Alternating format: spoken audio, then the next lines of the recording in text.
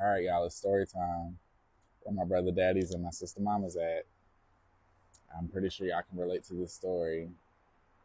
I remember when I was about 15, I was heavy in my chemo journey. And I remember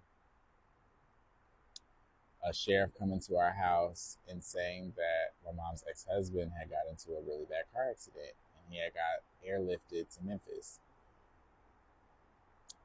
Without really thinking clearly, my mom just got up and she left on the next flight. So, what did that mean? I was now responsible for myself and six other kids. I understood the severity of the situation, but looking back, that was a lot that I took on. I was mom, I was dad, I was brother, I was maid, I was confidant, I was the cook, laundry, tutor. I did it all. And in those 6 weeks, it was not easy.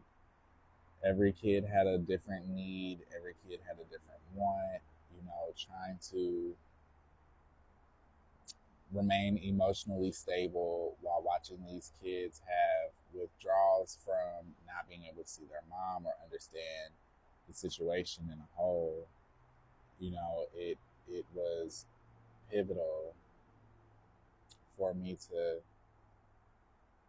play all these different characters at the same time. I remember sneaking and driving to the grocery store to pick up my chemo meds along with whatever groceries we needed at the house. And if you know me personally, you know I'm not the best cook at all. If you allow me to, I'll burn a pot of water. I'm doing better now. I'm doing much better now, but it's still real scarce on what I can cook. But at that time, there was just so much going on. And I'm grateful for that time because I gained a partner for life.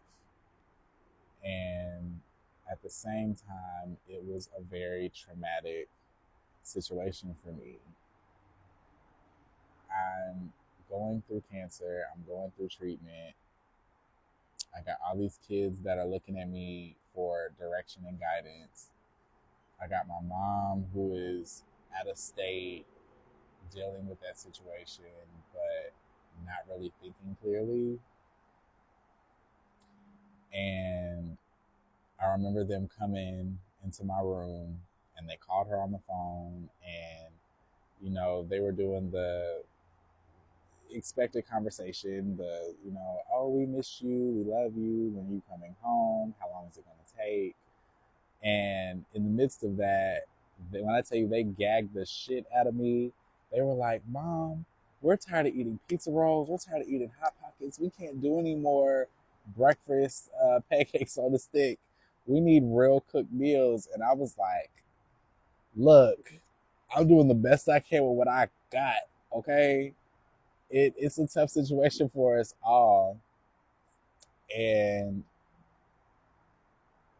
I'm so grateful that God was able to get us through that.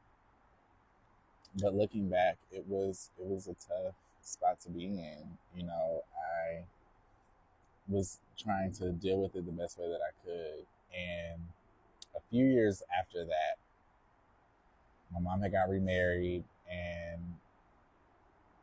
they were actually a few years into their marriage. And I remember this period of time came up in conversation, and I wasn't trying to shame her. I wasn't trying to make her feel bad about it, but this is a situation that happened. And I even tried to downplay it. I said that it was a fraction of the time. As much stuff that had happened didn't really happen, but that was my way of coping with the situation by trying to forget about it. She told me that I was lying, it never happened, she wouldn't do that to me, and it really broke my heart.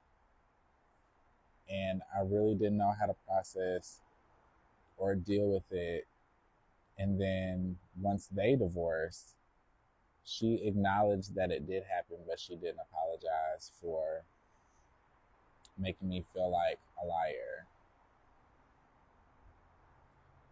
That situation taught me a lot, that when the going gets tough, I have those fight or flight instincts. But at the same time, you do not need to be looking for outside validation. You need to seek it within.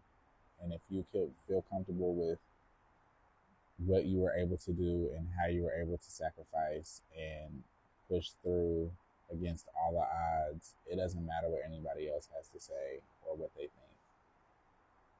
I know that what I did would have been a large task for most, but it definitely was something that I was able to handle.